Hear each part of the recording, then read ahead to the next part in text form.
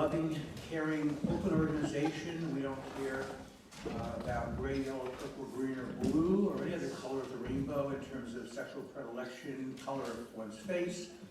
As long as you believe in love and that you have respect for the inherent worth and dignity of all people, we definitely want you amongst our midst and would welcome you.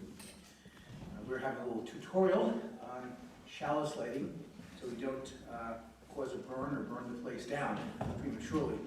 And we will embark upon that shortly. As always, we begin with a call for any announcements that may be pertinent to the fellowship. Please come forward as you need to.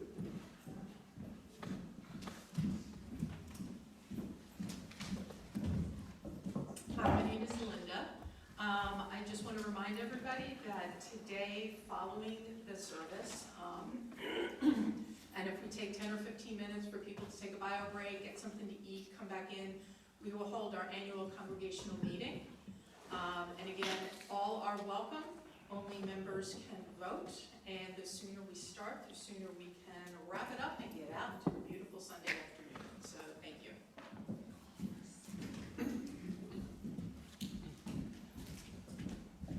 Hi, I'm Monica. I was gonna say, I'm doing a service on the 25th of June.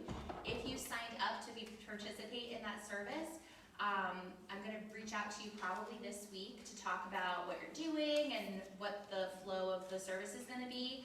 If you would still like to sign up, please do. It's right outside these doors on the bulletin board. We're gonna have, basically it's about creativity, and you can share anything that you do in your free time to help you connect to spirit or connect to nature, to express yourself in any way. We're just showcasing individuals, and we're gonna have an art gallery afterwards too, so if you don't feel comfortable showing off at service, you can do so at the art gallery afterwards. So please sign up today. It's the last day to sign up, and I'll be in touch. Thanks.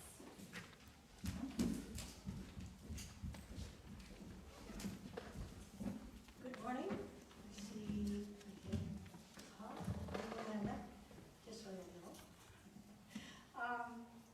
I am announcing this morning that the labyrinth that was planned for the end of this month, the last Sunday, the 20th, or Saturday, the 24th, I believe it was, is not going to happen, and it's postponed until September, late in September.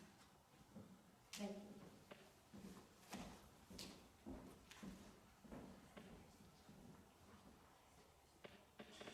So the opening reading, after which we'll have the chimes to bring us to a place of peace, serenity, and focus. This is from William Schultz, a past president of the UUA, and I believe he may still be working in the arm of social justice, if memory serves me right.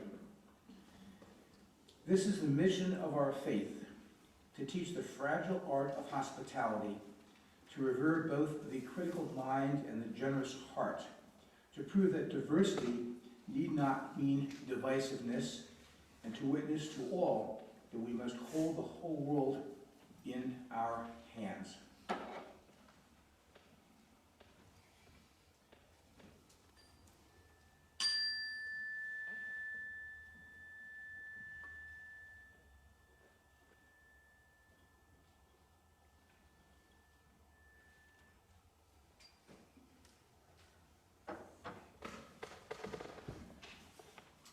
So, as he is now practiced, we ask Finn and Father, unless they trust him independently, to light the chalice. And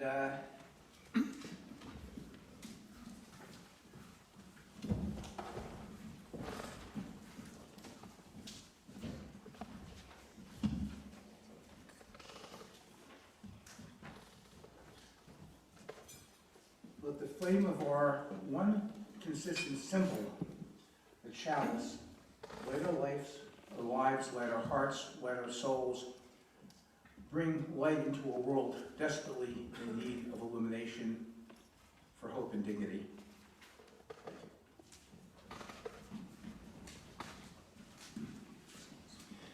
So, I'm a lay leader, and I kind of forgot I was a lay leader until about Wednesday, and then I looked at the website, and it didn't give the title of what Reverend Cheryl was going to talk about. It just sort of gave 3 subjects, and I said, oh my. So I only found out yesterday that we were going to talk about awe. And so I kind of scrambled and put some things together. So bear with me as the readings will hopefully work well. So I thought the first thing I should do is define awe. And I'm going to read different definitions I came up in my phone from different dictionary sources. And I was kind of surprised because awe to me always meant only joy and wonder, but it has a second negative side. So here are some definitions of awe. A feeling of reverential respect mixed with fear or wonder. And moving on.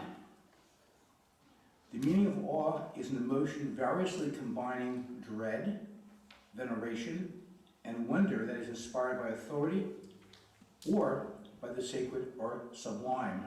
Talk about 2 different sides. Another definition, an overwhelming feeling of reverence, admiration, or fear produced by that which is grand, sublime, extremely powerful, or the like. And a feeling of great respect, usually mixed with fear or surprise. And last but not least, a mixed feeling of reverence, fear, and wonder caused by something majestic, sublime, or sacred. And Reverend Cheryl and I have not at all talked about what she will talk about, but I suspect or hoping that these definitions, which give the yin and the yang, the positive and negative of the subject of awe, may be a reasonable lead-in.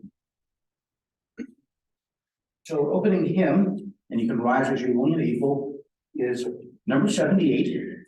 And although Ellen chose these in my stead, for which I thank her very much, it is from one of my favorite Unitarian Universalists, K-Beck, again, sacrificed in Auschwitz during World War II.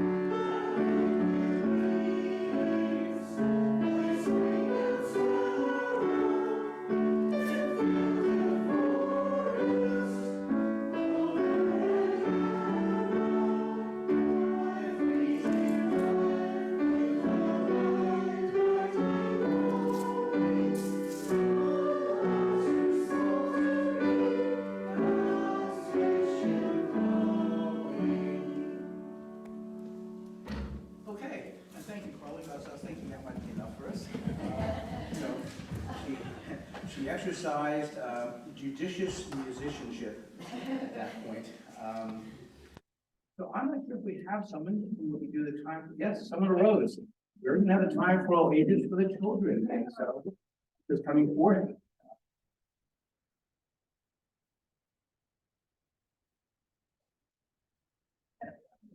Come on down.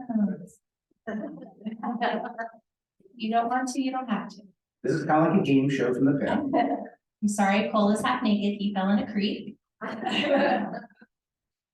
Alright, so today during our, do you want to grab it? No, okay.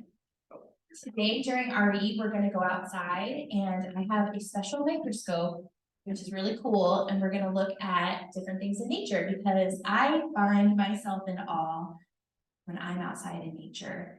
And I am a biologist and I have like done studies on moss, they're called bryophytes, and when you look under a microscope and you see that little tiny world, it's so cool, and I hope that we can experience that today. So I don't actually have a story, I have 3 poems that I'm gonna read to you that I thought were really cool, and I hope you like them. The first one is called Sky Dance by Larry Yoke. I saw the flashes of power dancing across the sky, in brilliant arches of jagged arrows. The air turned, first a sharp purple, then quickly a soft pink to a warm blue. It didn't matter if the strike was arcing and long broken legs or subtle serrated fingers of light. The effect was the same, a surreal, colorful, beautiful, cosmic sky dance. What do you think he was describing? Something arcing across the sky. What do you think that was? Go ahead. The sun, maybe. What do you think, Oliver? A rainbow? A rainbow? It was flashing. What flashes in the sky? Go ahead. Shooting star. It was actually, he was talking about lightning. Okay, the next one, I'll see if you can guess this one too. Oh, I don't know if you'll be able to guess it. This one called Aurora. It was 5 in the morning. The maleficent sound of the birds chirping stirred deep into my ears, and it broke the silence of Aurora. The breeze felt as fresh as a lemonade, and when I began to gather my thoughts, life felt as if it is in the cocoon of these moments where everything is living, breathing, and how all of it is serene and ageless, a complete upside down to the world we are all used to. That is by Sophia Carl. And my last one is by Roald Dahl. Did you guys ever read what's BFG, Big Friendly Giant, or anything like Charlie and the Chocolate Factory? Matilda? No? Okay. They're good, check them out. Okay, here's a short one. And above all, watch the glittering eyes, the whole world around you, because the greatest secrets are always hidden in the most unlikely places. Those who don't believe in magic will never find it. So hopefully we can find some magic today while we go look in the woods, okay? Let's go.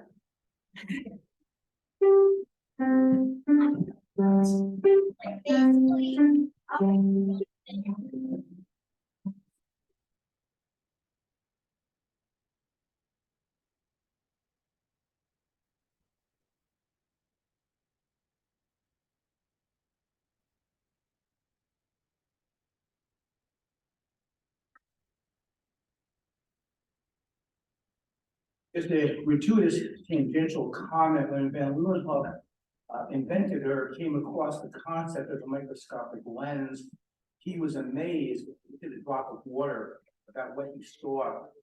So talk about opening up new worlds. It's as simple as having better technology as we now have with the new telescope and the things we're seeing, and the wonders never seem to cease.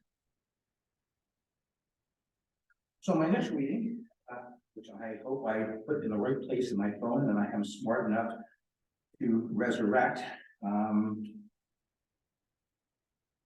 In here, give me a second, I know it's sent it to myself. It'll be in my mail. Okay. Here we go. Yes. Kindred spirits are laughing with me here. So in Judaism, the days of awe are the 10 days between Rosh Hashanah, which is the Lunar New Year in the Jewish calendar, and Yom Kippur, which is the Day of Judgment. And this will describe to you what some people believe is happening in that interval of time. But we don't want the awe in nature. Hold on to that for a second. I have another There we go. That'll be much better. We'll come to that later, I promise you. Okay, so the 10 days starting with Rosh Hashanah and ending with Yom Kippur are commonly known as the days of Or, or Yamim Norim, or days of repentance. This is a time for serious introspection, a time to consider the sins of the previous year and repent before Yom Kippur. One of the ongoing themes of the days of awe is the concept that God has, quote, books in which he writes our names, writing down who will live and who will have a bad life, and who will die and who will have a good life for the next year. These books are written in on Rosh Hashanah, but our actions during the days of awe can alter God's decree. The actions that change the decree are known as teshuvah, tefillah, and tzedakah, repentance, prayer, and good deeds, which also would include charity. These books are sealed on Yom Kippur. The concept of writing in books is the source of the common greeting during this time, many will be inscribed and sealed for a good year. Among the customs of this time, it is common to seek reconciliation with people you may have wronged during the course of the year. The Talmud maintains that Yom Kippur atones only for sins between man and God. To atone for sins against another person, you must first seek reconciliation with that person, righting the wrongs you have committed against them, if possible. And as someone who grew up with the Jewish faith, as a young person, you know, this is part of religion which can be scary because that belief was planted pretty firmly. And when Yom Kippur came, we really took that pretty seriously, at least as I was growing up in my generation of, good heavens, what's going to happen to me in the coming year if I've slipped up and have done things incorrectly. So I think we have hopefully a more liberal and less ominous view of any given time frame in our calendar year. So it is now time for the offering. As often is said, we live on time and treasure, among other things, and talent. It is now time for sharing of treasure. Shekels, we want to go back to the Hebraic concept. So I'm going to pass the baskets, and if you feel so inclined, we appreciate your generous contributions to the fellowship.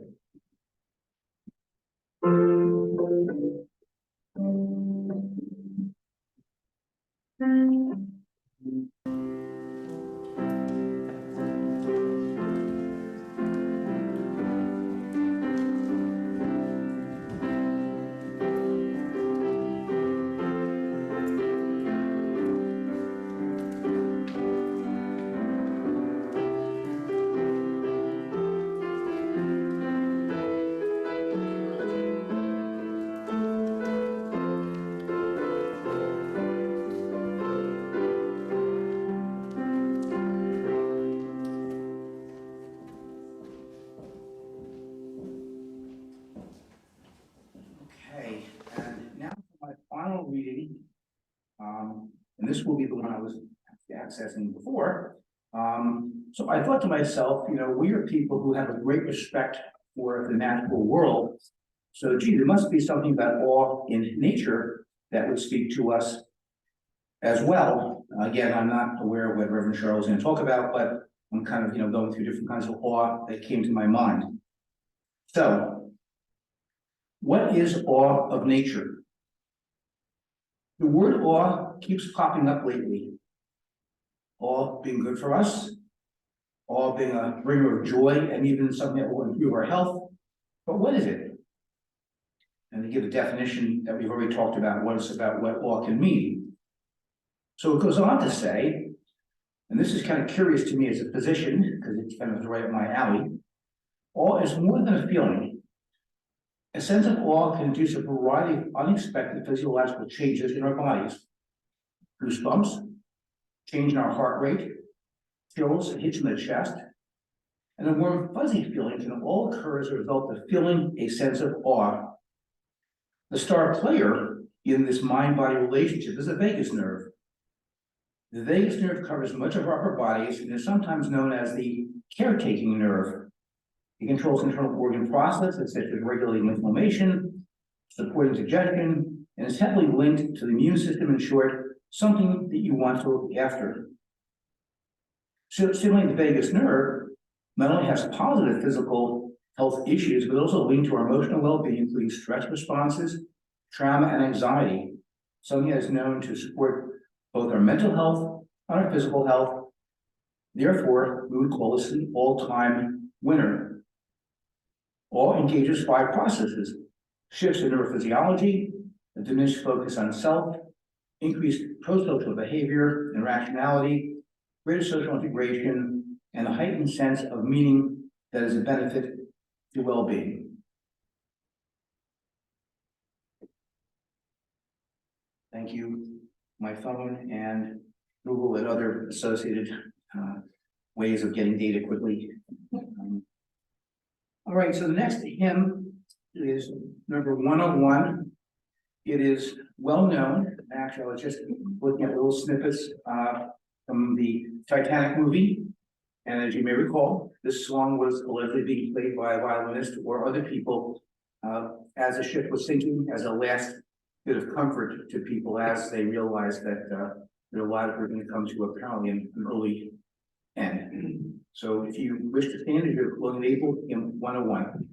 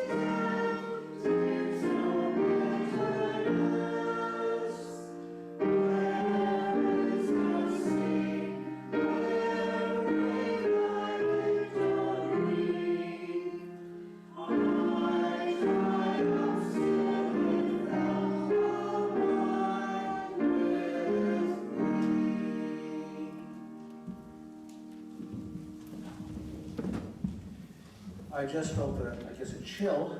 Again, 2 meanings as the Titanic was sinking, but I can only imagine, the meaning of that song in the context of that awful moment. So, we move on to our sermon. We've had Reverend Cheryl Meinshein here before, long-term friend, colleague, if you will, in both the art of medicine and the art of spirituality and religion. Cheryl has found it time to retire from her initial trade as a Lutheran minister. Not sure if you're a paralegal yet. Yes, she is. So moving on to the next phase of her life, something I need to think about. And we're welcoming her back again today to talk to us in the subject of awe. And I have no idea, so I will wait eagerly to see what she says.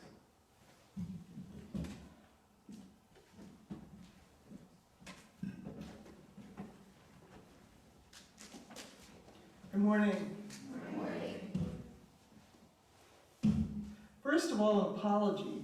When I looked back at the topics to see what you all have been doing since I was here last, I noticed in February you had a speaker whose topic was the emotion of awe and its positive effects on our mental and physical and spiritual well-being. So I thought, uh-oh. So I listened to Reverend Kim's presentation, and I hope that what I bring will have a different approach or angle for you. So this morning we are going to take a look at the emotion of awe, specifically what is it, where do we find it, and why would we want to, both individually and collectively, psychologically and physiologically.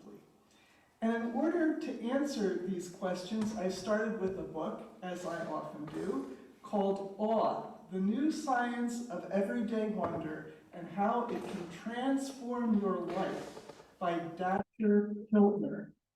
When the book started to seem a little scattered to me, and not the way I would have written it, I went to the website for the Greater Good Science Center, there is such a thing, where Kiltner, a psychologist, is the director. Okay, so first, what is awe? And I was thinking, John, what you said about fear. And I don't know, I think the quote is from the Hebrew Bible about the fear of the Lord is the beginning of wisdom. And in that sense, fear is not so much the being afraid kind of fear, but more of a respect kind of fear. So that's kind of where I come at that part. But anyway, the dictionary definition that Kiltner and his researchers came up with is that awe is the feeling of being in the presence of something vast that transcends your current understanding of the world. There's a more fundamental definition that I like even better, and I think you can figure it out, but I need some audience participation here. What noise is it that you make when you see the picture of a cute puppy or kitten or baby duckling? What's the sound that you make? Yes, that noise that you just made is called a vocal burst. All right, now something different. Think of a time you've been in the presence of something that made you awestruck, that caused you to feel awe. What sound do you make in that situation? Huh? That's not the one I make. Wow.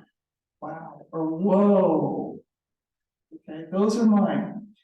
And that's true not only for some of us, but all over the world.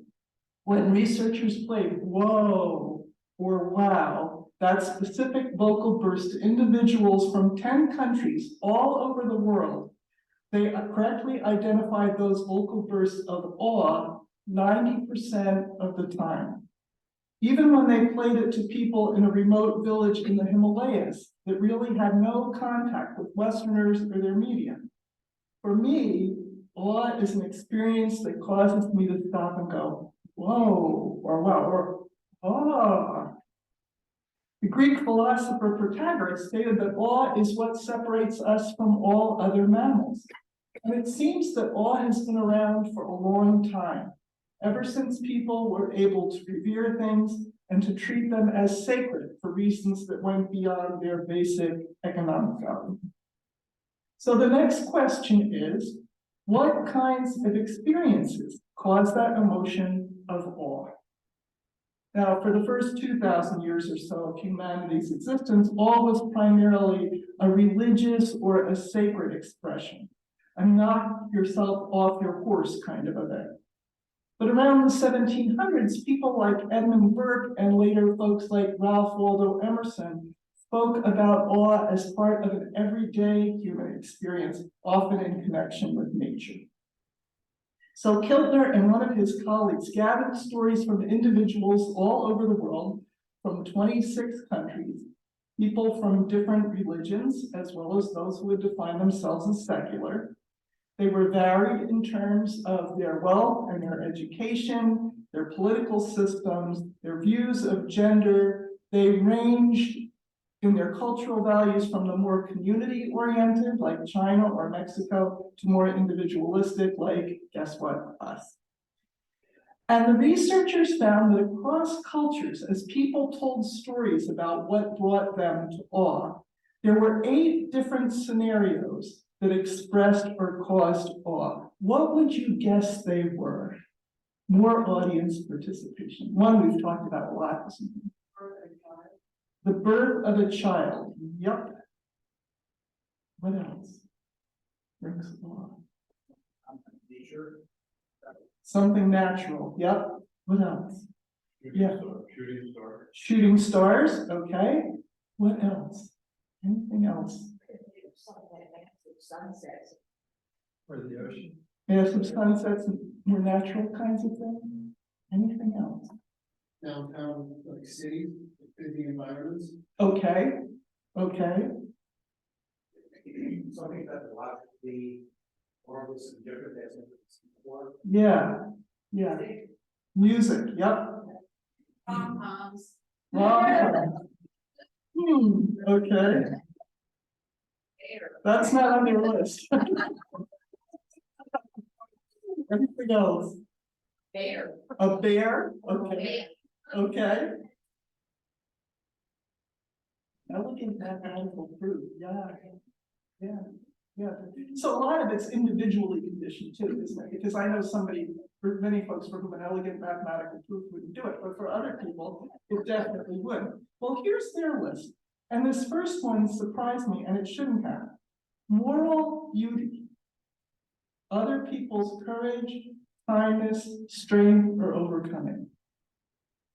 I notice that especially if I'm watching the news, at the end, the channel I watch usually tries to have something uplifting, and I'm often in tears.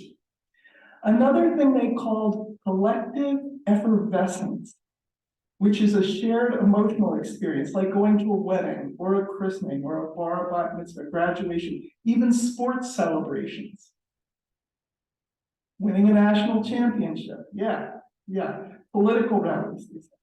Nature, music, visual design, seeing the pyramids, okay, something structural, looking at a honeycomb, that might also do it. Spirituality and religion, stories of life and death, like the birth of a child, or epiphanies, when we suddenly understand essential truths about our lives. All those different kinds of things can bring about awe. What kinds of things did not cause awe? No one mentioned their laptop, Facebook, Apple Watch, or, except for maybe you, John, their cell phone. Nor did anyone mention consumer purchases, imagine that. So those 8 categories of experiences are the ones that bring awe about. What about the effects of? When it comes to psychological effects, studies have found that awe can create a diminished sense of self, known as the small self, which means a lessening of the ego and gives people the sense that they have more available time, increases their feelings of connectedness, increases critical thinking and skepticism, increases positive mood, and decreases materialism. In addition to making people feel smaller or to perceive themselves as smaller, all may also make people feel more humble. That makes sense, I think. Researchers found out that people who were more prone to experiencing awe were rated as more humble by their friends. People who reported feeling more awe over the course of 2 weeks also reported feeling more humble themselves. Inducing awe in them led them to present a more balanced view of their strengths and weaknesses to others, and to acknowledge to a greater degree the contribution of outside forces in their own personal accomplishments. Why do you think that connection is? The thought is that awe, which arises as one looks at the vastness of the universe, helps us to gain perspective on our importance and our place within it, which is a small one. One of the most interesting side effects of awe that I read about was that it seems to lead people to change the way they view the world. It seems that people who experience awe more often are more likely to report a need for closure in their thinking. They are less black and white thinkers, and they're more open to modifying their worldview. In our country, which is so divided right now, maybe, I hope, increasing our awesome experiences just might lead us to more acceptance of others who think differently than we do, or who are at least open to acknowledging there might be another way of looking at things. Awe also tends to increase one's positive mood and sense of well-being. When researchers took war vets and children from underserved communities, whitewater rafting, which for me would tend to be more scared, fear than awe, but at any rate, being out in nature, they found that these participants could predict the extent to which their symptoms of stress lowered based on how much awe they experienced. Military vets reported a 32% drop in PTSD symptoms after being in an awe-filled experience. There is some emerging evidence that suggests the more awe you experience, the more generous you are. In one part of the study, participants watched either an awe-inspiring nature video, or an amusing video, or just a boring video. And then they played a game in which they were given money and they were invited to give different amounts of money to the other participants. And the folks who watched the nature awe-inspiring video tended to be more generous than those who did not. And last but not least, my surprise about awe. I'm not sure how I came to this conclusion, but I suspected that people who were more likely to be awestruck were more likely to be a little absent-minded, maybe a little spacey. And I don't know where that came from, but that was one of the conclusions to which I got. And a historical example that disproves this assumption is the work of Isaac Newton and René Descartes. Both of these men were flabbergasted by rainbows. And rather than just live in their heads about this, their wonder over rainbows led them to their best work on math, the physics of light, color theory, and sensation and perception. In more modern research, when college students experienced awe, they were more discerning about what constitutes a strong argument as opposed to a weak one. Maybe awe can lead to wonder and discernment at the same time. So that's a really quick summary of the psychological benefits of awe. And it probably shouldn't surprise us, as Jon read, given the mind-body connection, that awe is good for our body as well. And many of the situations that evoke awe are good for us. Researchers have linked the positive emotions, especially the awe that we feel when touched with the beauty of nature, art, and spirituality, with lower levels of what are known as cytokines, proteins that signal an immune system that it needs to get to work. Now, while cytokines are needed to herd the cells to the body's place where they are needed to fight infection, disease, and trauma, if you have them for a long time and they're high, they're associated with poorer health and disorders like type 2 diabetes, heart disease, arthritis, and even Alzheimer's and clinical depression. Specifically, being out in nature is a cause of awe, and studies of children have found that wild awe, as they call being out in nature, results in a reduction of the fight or flight response, as well as reductions in blood pressure, levels of cortisol, and levels of inflammation. Other benefits have been shown to be reductions of respiratory diseases, diabetes, depression, anxiety, and cancer. Musical awe also has an impact. What do you think listening to slow music might do? Relax you, yeah, calm you. Listening to slow music can reduce heart rate and lower blood pressure, which makes me wonder what some of the more contemporary music is. Faster and louder music tends to increase blood pressure and heart rate, but lowers cortisol, the stress hormone. The more we study awe, I suspect the more benefits we'll find. So at this point, I was asking, well, how do I get more of this? What do I do? So Dr. Andy Tix, in a Psychology Today article called 7 Ways to be Awe-Inspired in Everyday Life, makes these suggestions. Take awe excursions in nature. Get outside, look up, down, around, and spend at least a minute focusing on what brings you awe. Instead of like seeing how many steps you can get in and how fast you can go, okay, on the rails to trails, take a minute and breathe. Check out the Eastern practice of what they call forest bathing. His second suggestion was to go to places where awe is stored, where individuals have collected, preserved, and presenting opportunities for remembering and experiencing the awe experience. What kinds of places would there be? Yes. Museums, zoos, Libraries. libraries, historical sites. Spend some time at those places, especially if you're in the city and don't have access to nature the way others of us do. His third suggestion was to record awe experiences in a journal or create an awe portfolio. As a kid, I had a scrapbook. I'm not sure what the modern day equivalent is, but it was a book that I could put pictures in that I just loved to look at. And in some ways, I guess that was an awe portfolio.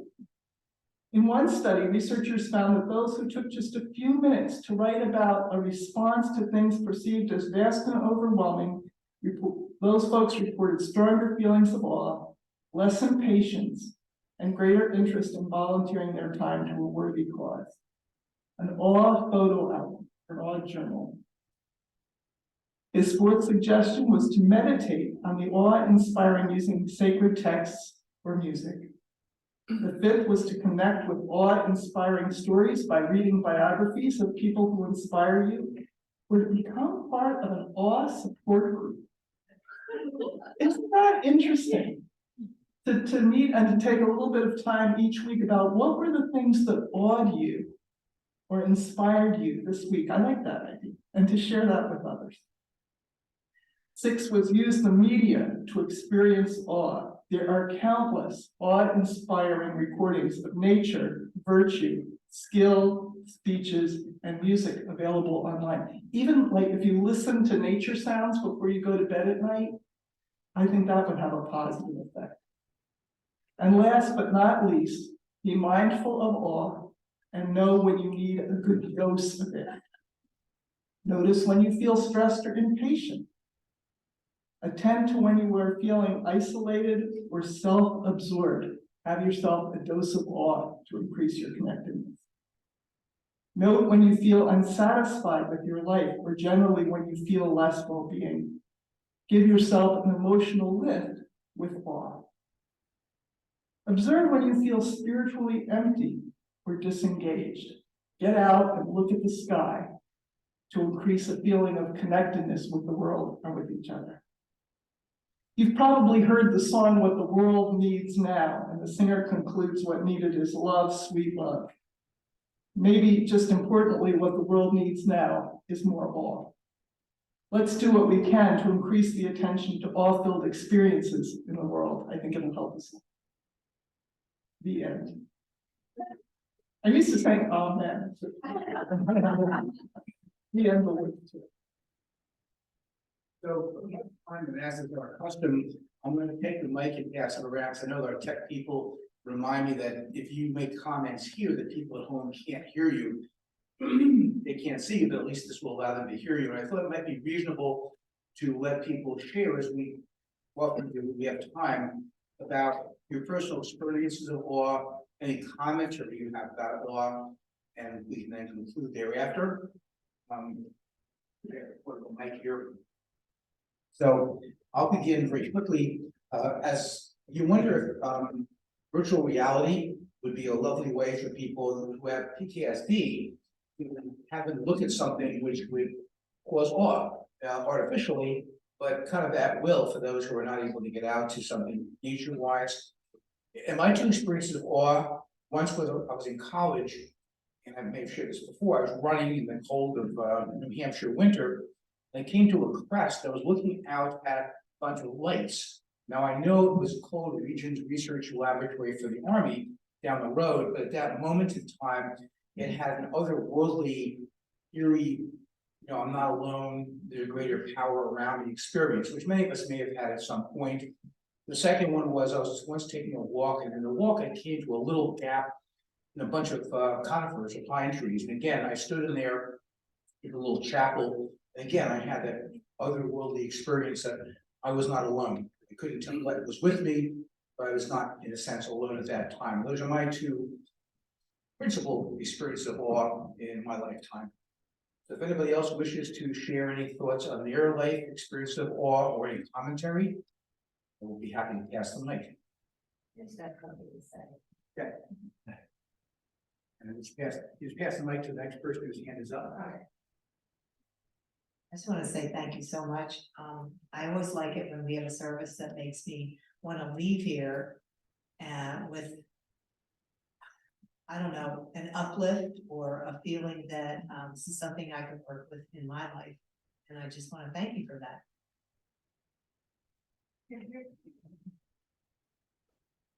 Thank you. I couldn't help but think of 3 experiences in my life that were with me still, and they happened when I was very young. I lived in Pittsburgh. I was at a planetarium and seats that you could go back and look up comfortably at the show. And not only was that awe-inspiring, but they also played the Beethoven First Movement of Moonlight Sonata, which combined it all. And just that's still with me. And also in Pittsburgh at the Phipps Conservatory, the annual chrysanthemum show just knocked me out. And one of these days I want to go back to Pittsburgh just to see that. Take the Gray Line bus tour of the city and just go there. Lastly, my mother helped to direct the Lutheran Camp Milwaukee, which is close to Gettysburg. And every Friday night, of course, there was the big fire and closing ceremony, and it was on a hillside where you could just look out and see the sunset.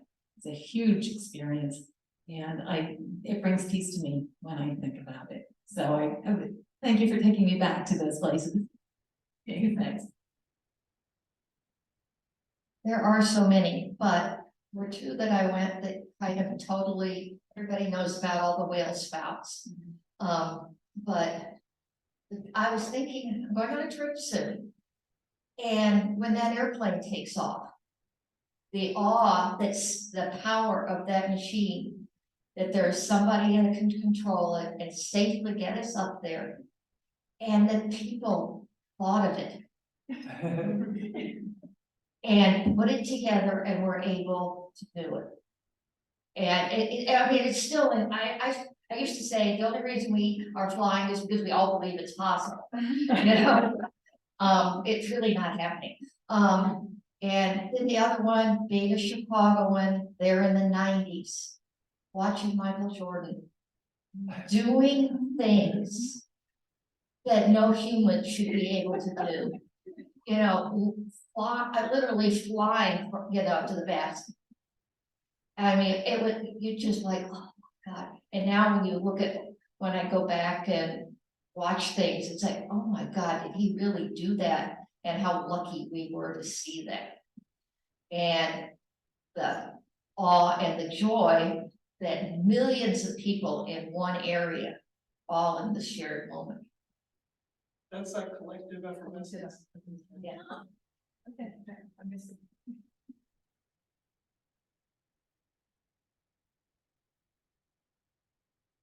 I feel like, I have the obvious ones. A lot of us probably have the birth of my 3 children. It never gets old. Even with my 3rd one, it was still just, it hits you like a tsunami.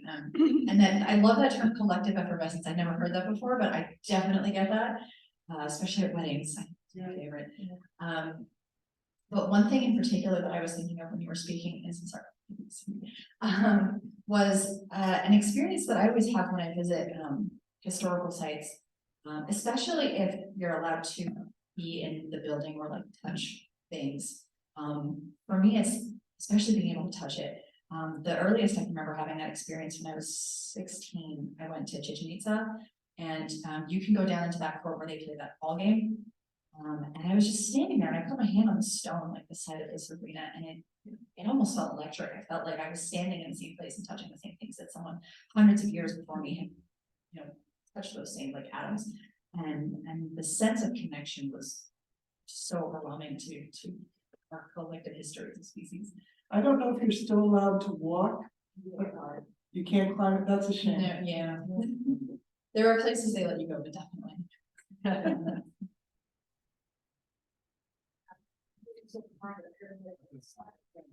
Yes, and have Last night I went for my 30-minute walk around in my community. I live at Sanatoga Ridge community. And as I was walking around following the map, mile hike, I noticed all the beautiful flowers there, and they were different colors, and I would go up there and look at them and pause. And I think that was, an awe-inspiring, moment. And also looking around at the gazebos there, some of them were decorated with hanging plants. It was just so beautiful. And, I can't get over how different the feeling is going out for a walk there and feeling safe versus where I used to live, and I almost and got run over by a car that purposely went into the shoulder to run me down. So, I'm very thankful of the beauty that I see now and the safety too. So I agree with her that it's like, I'm worried that I'm like an all junkie as I was sitting. When we were talking about the support group, I said to my wife, it's like all alcoholics. But I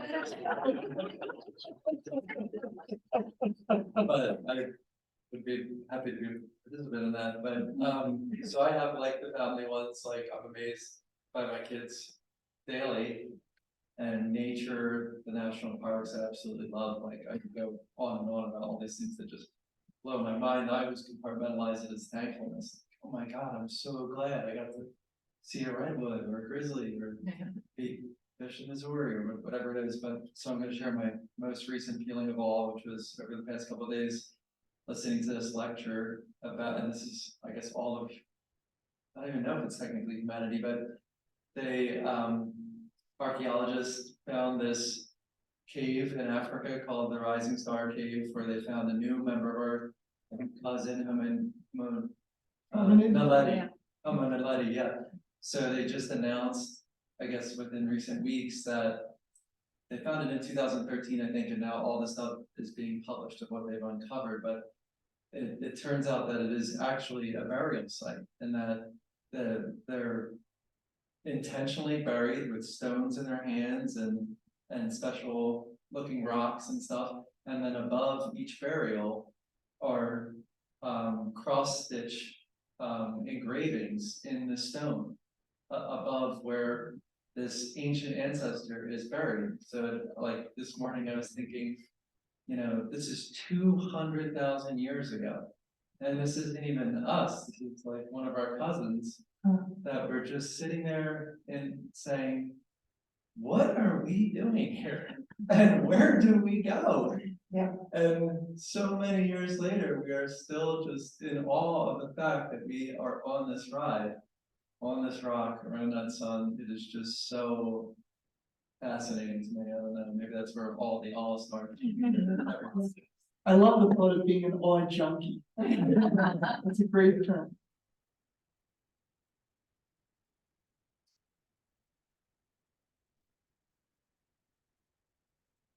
I still remember from my childhood, my parents, we went camping a lot around the country, and I'm very grateful for being exposed to all the different stuff when I was a kid. And I think the biggest trip that I always remember is the trip to the Grand Canyon, and we went to the Grand Canyon and walked around on the rim and looked down, and obviously, wow, right, Grand Canyon. But we spent several days visiting the historical sites and stuff and looking at the canyon. And then we actually ended up taking a hike down into the canyon, and just stepping down into the canyon was like multiplied the effect, because once you go down below the rim, sound is different, the air is different.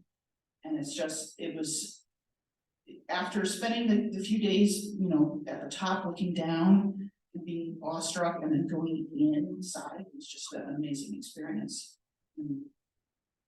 Anybody else?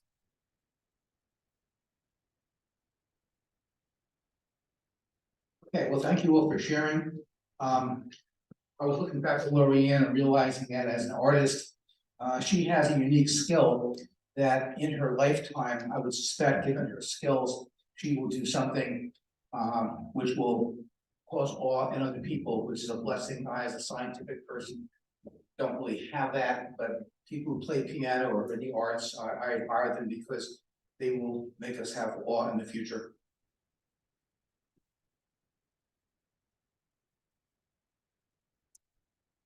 Okay, so our closing hymn, just 3 of the verses from hymn 301, please stand as you are willing and able.